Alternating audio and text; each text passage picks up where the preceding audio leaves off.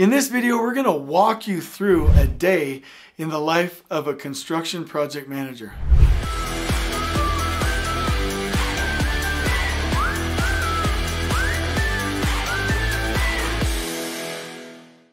What I'd really like you to know is the difference between a typical day and the day that you should have, right? I want you to go from the chaos to the calm, right? I stole that from my buddy Paul Dunlop, but I really want you to live a remarkable life and have a remarkable career.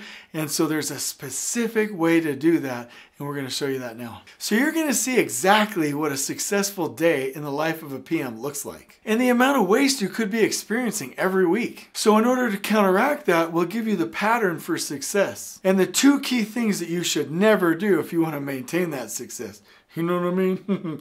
Okay, so let's go ahead and get started right now, okay? I first want to say being a construction manager is difficult and chaotic. I remember when I first got into construction and I started looking at construction management programs. I didn't end up doing it, but on there it was like, if you are ready for a butt-kicking, hard, like work your butt off, drive your health into the ground, can't ever get caught up, fast-paced, fun. It didn't exactly say that, but it was like, if you want to enter a high-demand, fast-paced career in construction, this is the program for you. And I was like, okay.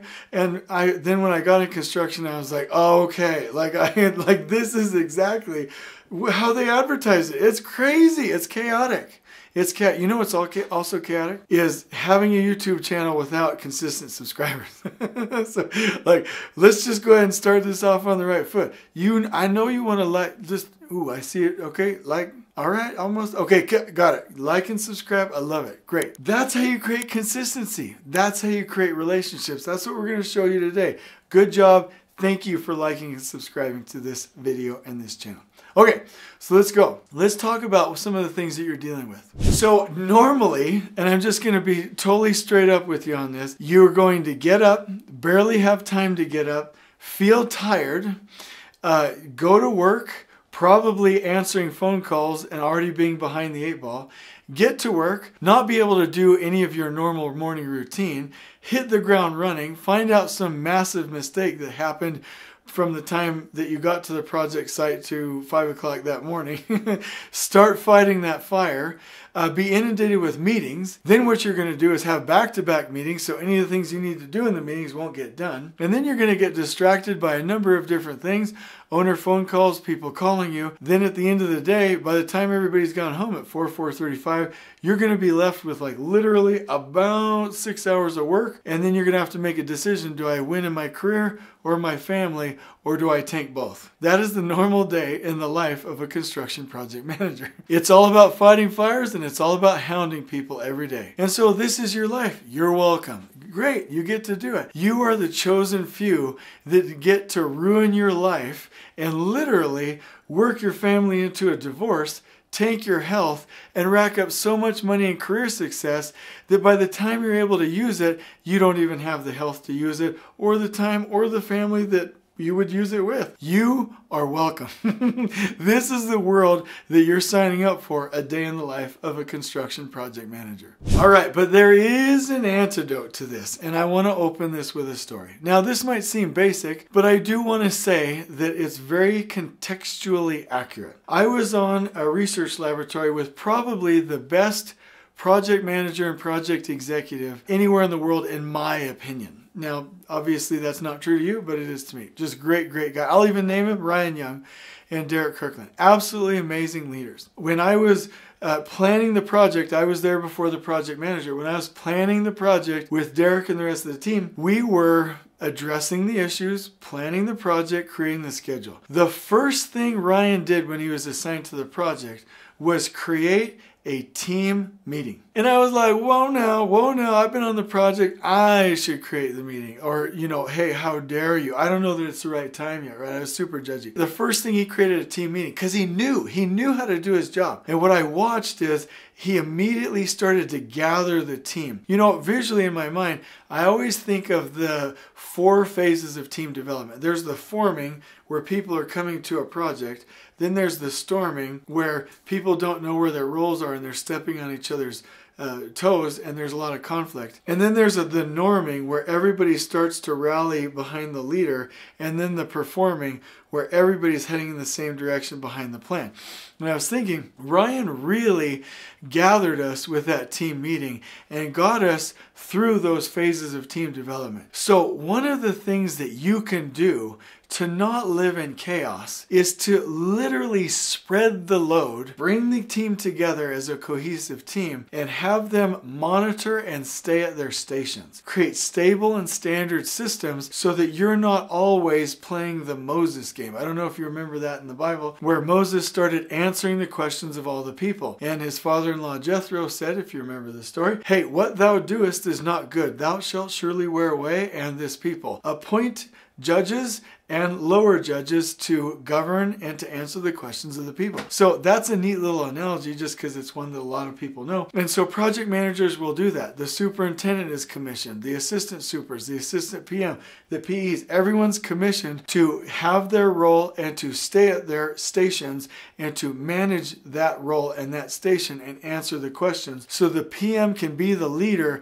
and have the capacity and which really means the time to run the project. So that's number one. And team meetings do that. And so I was very impressed with how Ryan Young dealt with that situation. And so those weekly team meetings and the daily huddles, 5 to 10, 15 minutes, where you huddle the engineers and the rest of the team to rally on the priorities of the day with the Scrum board, which we talk about in a different video, are absolutely crucial, because then you have a team with the amount of energy credits or units, or let's just say the amount of energy to actually accomplish the energy needs of the project. You can't do it by yourself, so don't try. And so then if you don't want to really live in chaos, here's what I would do. Before you come to work, follow your morning routine. That could be meditation, it could be walking the dog, it could be exercising, it could be hanging out with your family. But don't neglect your personal life. Then come to work, and before you do anything, do not check emails. Like, that's like a third rail. That's like a hot stove. Don't touch it.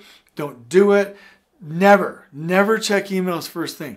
You get to that project site, and the first thing you do, and you should schedule your huddles, the team huddles at the same time, you see what are the needs of the project, the afternoon crew leader huddle and the morning worker huddle, the engineers on the project, what's happening on the project that must be done that day. Then you create and time block your personal plan for that day with your engineers according to your Scrum board. Now you have a plan that's time blocked.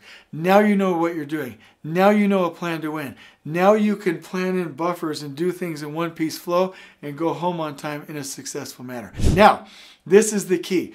Once everybody's heading in the right direction in those huddles, and after that team meeting, and you've followed your plan, you've set up your day, you feel good, you came to work, you feel good, you did the meeting, you know the priorities, you set up and you time blocked your day, you can focus now, right? Then you're going to do it in different phases. Let me explain that now. Once you have a time blocked plan, you're going to make time for the past, the present, and the future. So let me explain that.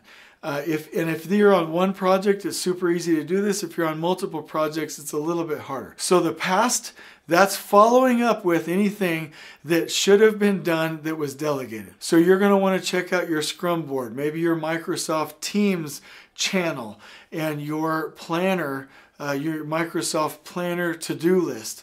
Or like I said, maybe other Scrum boards or your personal to-do list. You're going to come in and time block time for you to manage and monitor things that should have been done. So you can keep a pulse on the project and keep everyone accountable. The second thing, you're going to want to make time for the present. What activities or items need your focus and your help today? And focus on them and knock them out and get them done one piece flow. That will enable you to keep focus on the project. And here's what everybody forgets. Time block time for the future. Look at the financial projections. Do your job reporting. Get into your contingency. Actually project what's going to happen with some of these change orders. Get into your schedule. Look at it from the long term.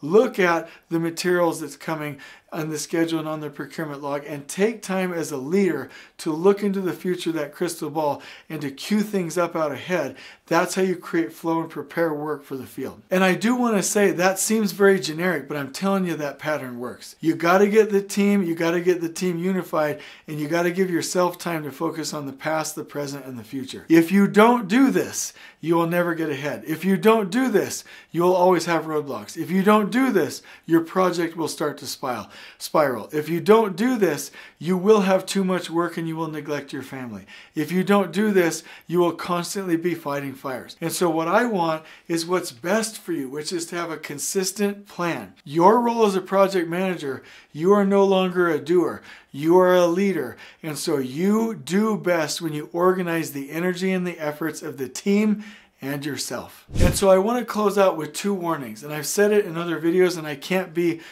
fervent enough about this. Never do back-to-back meetings. Ever. You will never get caught up. The fact that you can't prepare, do the meeting, and finish the meeting will mean if you have another back-to-back meeting, those to-do list items will be batched at the end of the day, each one of them with an additional 5 to 15 minutes of, oh wait, what was I supposed to be doing? That context switching, and you will not go home on time to your families. Second thing, my warning, do not be victim to email. Do not check it in the morning, and do not just let yourself become victim to it all day long. You check email when you need to check email.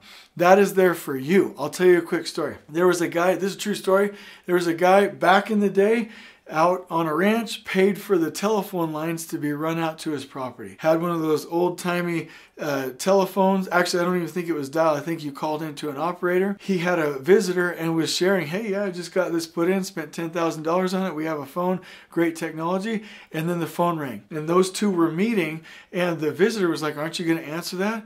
You just spent $10,000. You're not going to answer that? And the owner of the property said, I installed that phone for me, not for them. And that was a great lesson. Yeah, he spent $10,000 on the installation of the lines to get out to the property, but the phone was there for them. Those emails are there for you. You are not victim to those emails. So do not become a professional email answerer, because as soon as you do, you cease to become a project manager. Those are my 2 warnings. So I think I've fulfilled the promises of this video, the promises at the beginning.